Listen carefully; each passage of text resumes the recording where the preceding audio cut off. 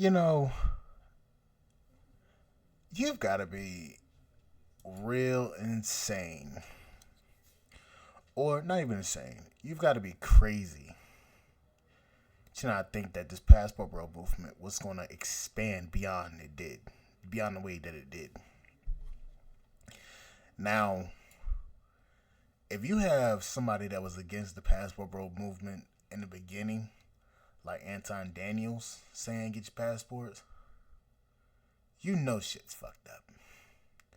But what we're gonna do is we're gonna do a video review from. Let me make sure this shit's actually connected. Okay, yes, it's connected. We're gonna do a video from Travel Unraveled, and he's doing a review on this, and this is insane, bruh. You know it's bad when Anton says get your passport. Felt at the beginning of this year when it came to the passport bro movement. Oh, Keon, what do you think about that? You're new. I don't know your intake about passport bros. I understand it, but I don't agree with it. I feel like if you can't deal with the women in your own country, but then you go to another country to I guess to try to save them or whatever, I think that's crazy to me. If you can't deal with the women in your own country, why would you go to another country and enslave them? Don't let that slide by you. Because a lot of men in the United States have been coerced by the women in the United States to think that we go to these other countries to entrap, to mislead, and even is they go ahead and take they $100 over there and they transfer their $100 to 100,000 pesos, and they get over there and trick. They ain't coming looking for no wives. Okay, I guess I'm not looking for a wife, solo traveler, or D's not looking for a wife, or girlfriend or study girlfriend. You got guys like Richie Mack that's zooming to Thailand, that's been in a stable relationship since he's been over there. You've got several men that are in solidified relationships here in Colombia and beyond. But at the same time, people who don't have passports in the United States or don't travel much with their passport in the United States have a lot to say about the passport bro movement. Now realize this commentary was at the beginning of the year. Now Anton Daniels has changed his mind in regards to men getting their passports, and let's hear the reaction of the ladies on his panel. Oh my God. Passport bro, because Look at him. don't want to agree with it. Look at him. Erasure of slavery. Listen, fam. Listen, y'all. Look, I've never been the type of dude that advocate for because I didn't understand it, and so listen. I apologize to every last one of these dudes Right? that I've ever said that you don't necessarily need a passport. Go get him. I apologize to y'all. It's better. It doesn't. Please Go get it. Your passport. You see how Anton is looking at his own panel? These are your sisters. These are your sisters that were there for you, sitting next to you in church, in synagogues and mosques. These are the same sisters that were with you in grocery stores. But since you decided to take the audacity or have the audacity to take advantage of choice, they mock and laugh at you, just like the brothers in the church video. They mock and laugh at you. Most of these women on this panel have never used a passport, and if they have, they probably used it maybe once or twice in their life. I already mentioned to you guys, statistically, over 50% of passports are used by U.S. citizens to travel only to Canada, Mexico, and maybe some of the Caribbean islands. Only 34% of U.S. citizens, including military, have passports. U.S. citizens who are of African descent make up less than 5% of all passport holders. This is the reason why I say if you are a true traveler, an expat, a passport bro, a blue book gentleman, don't waste your time waiting for the okay of people in the United States, because most of them don't travel and most of them don't even have a passport to travel. get these women from other countries who's going to exploit you more. Please. You're going to get these women from other countries that are going to exploit you more. The key word is more, because you're already being exploited by women in the United States. $500 dinners. You can't take me on a coffee date. It's got to be $400 or $500. You've got to be making $100,000 a year, 6 feet, 6-pack, and your penis must be longer than 6 inches. You are going to be exploited. But if you go to another country, if you leave the sisters there, if you leave the modern women there, you're going to be exploited more. I don't think men can get any more exploited than they are as in the United States. It's go there. Who's going to exploit you more than the women over here? But because they're submissive, you're willing to take that. Go ahead. But because they're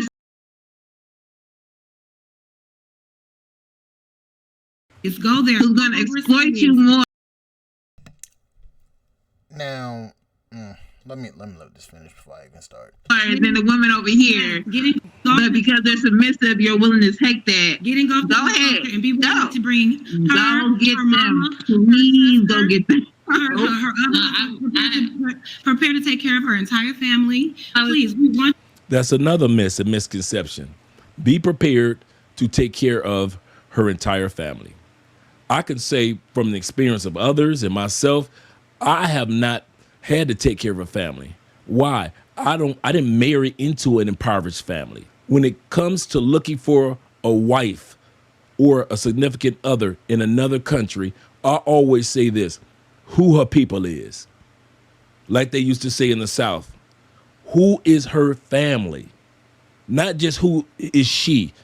Who is this beautiful woman in this foreign country? No, I advocate for men, and many of us advocate for men to look for a quality woman that's coming from a quality family.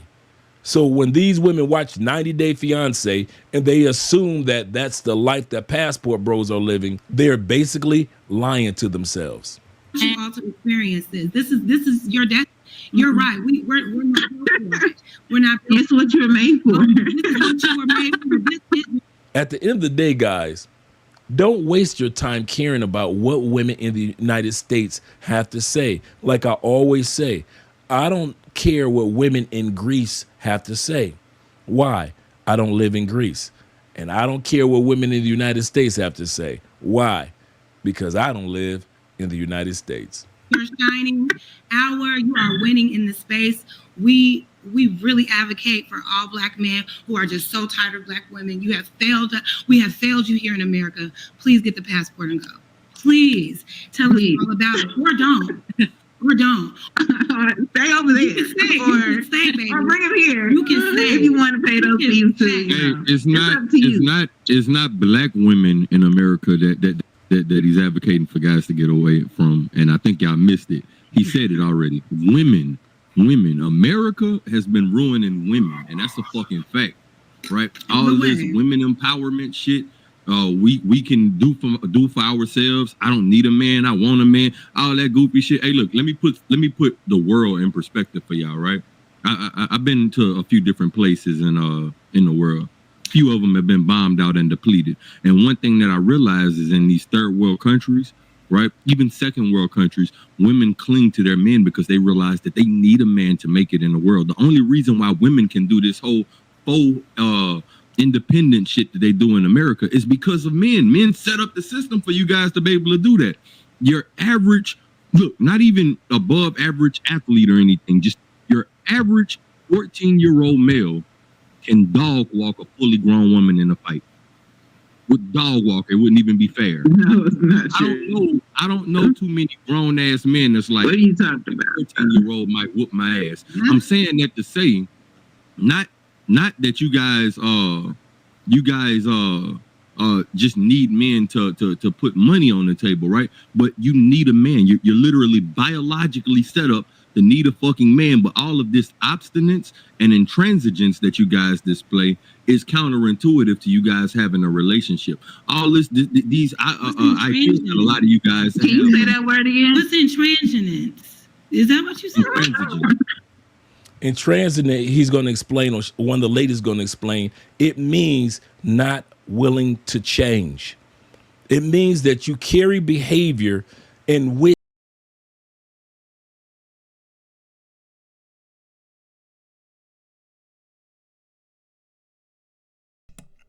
Yeah. I don't know what to say. But you see how Anton was trying to explain everything, and those ladies kept on talking over him. To me, I find that very disrespectful. When I'm talking and I'm trying to explain something, that's the time for you to shut up. Sorry to say it, it's time for you to shut up. When I'm trying to explain something to you, that is the time for you to shut the fuck up and listen to what the hell I'm trying to say. That's first.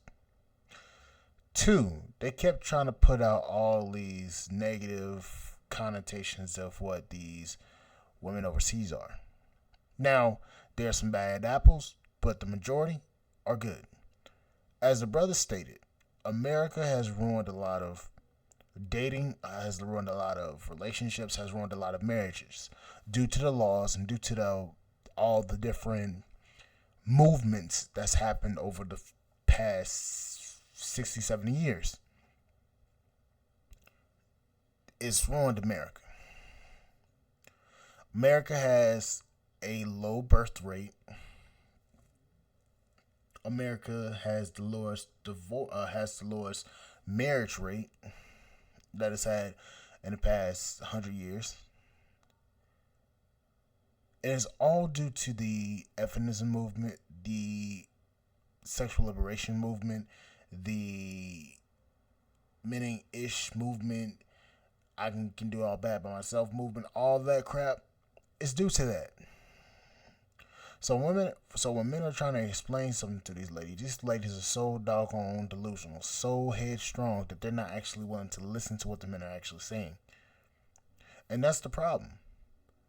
A lot of men try to explain what's really going on, yet a lot of women don't want to actually sit there and listen to what the men are saying, because at the end of the day, they don't want to hear it, because to them, they're right when in fact they're wrong. They don't want to listen. So they try to talk over you to disprove your comments, try to put their little 2 cents in, and then at the end of the day, they miss what the men was actually trying to say. And then they're looking around like, why didn't nobody tell me this? You didn't shut the hell up long enough for me to actually explain it to you and actually show you and tell you what's really going on. So then you have a movement like the Passport Bro movement out here going on because men are simply frustrated with a lot of the bullshit that a lot of women are on. If they would have stopped long enough and actually listened to what Anton and what the other men were trying to say, they would have got the full hint and the full message before so they would actually understand. But they were only listening to respond, not listening to actually understand. And that's what I find the problem is with a lot of women. They will only listen to respond, but they won't listen to understand and actually process the information. What they feel is correct instead of what reality is. And the problem is, it's so bad nowadays that you have men getting accused for stupid shit all the time. You have women accusing men for just looking at them in the gym. The gym industry is going down. The marriage industry is shot. All these different industries are falling because men are fed up with the dating relationship status and standards in America. And what that's causing a lot of industries to fail. And also that's causing the government to have to take up a lot of the financial responsibility for these women that are not getting married and are not having children. So in a sense, these women are going to cost more to house and to take care of because they don't have a man to actually take them at face value and take them serious. So that's costing the American taxpayers a lot more money. And then also on top of that, these men are leaving with their resources and going over to other countries and providing those those spouses of theirs in other countries with the resources that just should be going to American women. So if you want me to be honest here, the end is inevitable. Because if these men do not come back to the States, that's taxpayer money's going out. They're spending their money in other countries. That's money out of the economy. So it's going to be a domino effect of everything. Want me to keep it buck? The way this is going, as I said before, 2030, half of all women are going to be single or childless. But I'm going to say this also. At the 2030, the homeless population of women is going to skyrocket. Especially with the economy the way it is, especially with the way that a lot of things are going with the economy, with the job market. There's going to be a lot of homeless women. And also, on top of that, a lot of these women don't have any real skills that's going to get them a job that's going to provide them a decent wage that's going to pay them enough to even keep an apartment. So that's going to cause a lot of homeless to go up. So you have all these different factors going, and then on top of that, with the oversaturation of a lot of sex work, that's going to be a big hit to a lot of these women, especially when they're not making as much money as they are then as they are now, and that's not even a lot of money right now. So in reality, a lot of women are screwed, and that's the honest truth of it all. But anyways, that's my little 2 cents on the subject. Like, share, subscribe, channel, support the podcast on Spotify.com. I'll see you guys on the flip side. Thank you guys for listening, and I'll see you guys later. Bye, guys.